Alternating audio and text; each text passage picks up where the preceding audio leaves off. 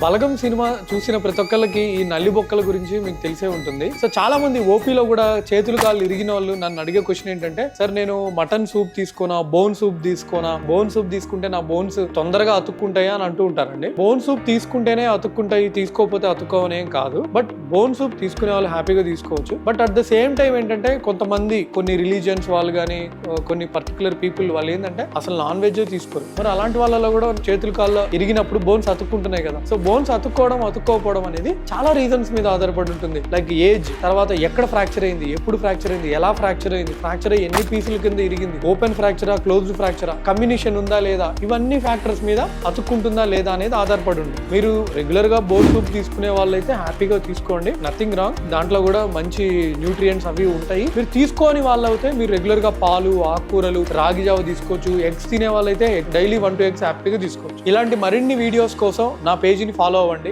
Thank you.